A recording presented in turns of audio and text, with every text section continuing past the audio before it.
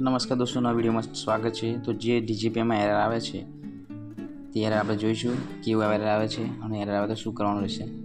તો તમારે સૌપ્રથમમાં અહીંયા ડીજીપી લખવાનું છે। ડીજીપી વેબ લખશો એટલે તમને એક નવું ઇન્ટરફેસ દેખાશે। અહીંયા સીએસસી વાળા માટે વિડીયો છે। સીએસસી વાળા જેટલા પણ છે તે અહીં વિડીયો જોઈ શકે છે। ત્યારબાદ લોગિન પર ક્લિક કરવાનું રહેશે। લોગિન પર ક્લિક કરશો એટલે તમારે અહીંયા સીએસસી આઈડી, નીચે તમારે પાસવર્ડ,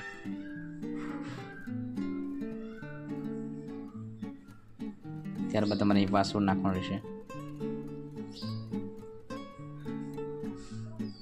આ વિડીયો ફક્ત સીએસસી વાળાઓ માટે છે, બીજા માટે નથી। ત્યારબાદ તમારે અહીંયા કેપ્ચા કોડ નાખવાનો રહેશે। ત્યારબાદ સાઇન પર ક્લિક કરવાનું રહેશે। જેવું સાઇન પર ક્લિક કરશો ત્યારબાદ તમારે મોબાઈલ નંબર અથવા ઈમેલ આઈડી તમારે વેરીફાઈ કરવાનું રહેશે। વેરીફાઈ કરશો અહીંયા ઓટીપી આવશે, એ ઓટીપી તમારે અહીંયા નાખવાનું રહેશે।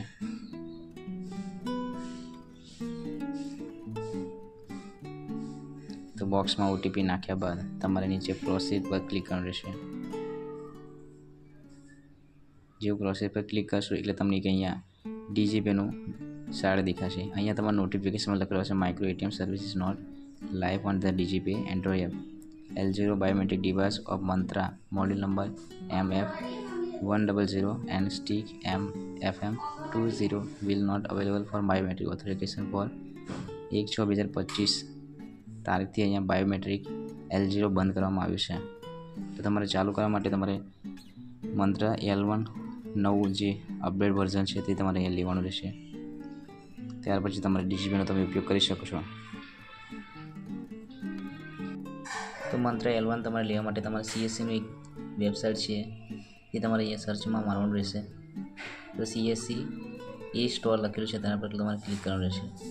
ત્યારબાદ સીએસસી ગ્રામીણ એ સ્ટોર લખેલો હશે એ વેબસાઇટ ખુલશે।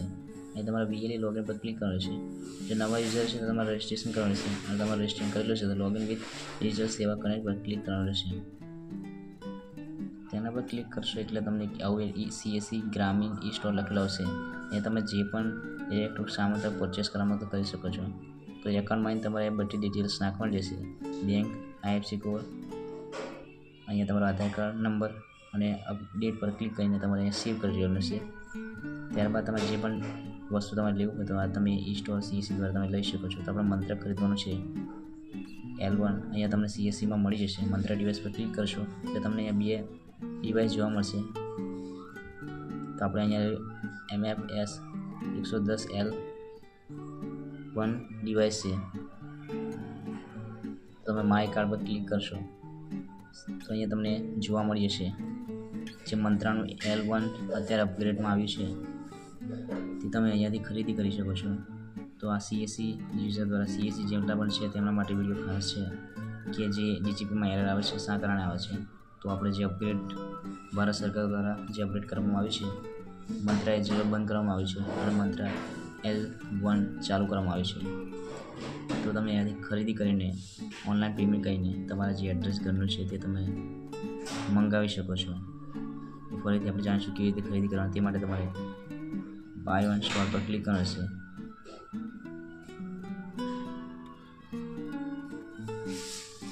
બાય બટન પર ક્લિક કરવાનું રહેશે। ત્યારબાદ નીચે તમારે આવવાનું રહેશે।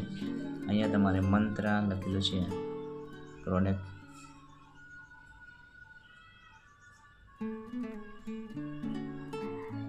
મંત્ર ડિવાઇસ પર ક્લિક કરવાનું રહેશે।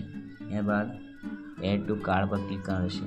અહીંયા તમે બધી માહિતી જોઈ શકો છો મંત્ર L1નું જો ઓપ્ટિકલ ફિંગરપ્રિન્ટ સ્કેનર છે।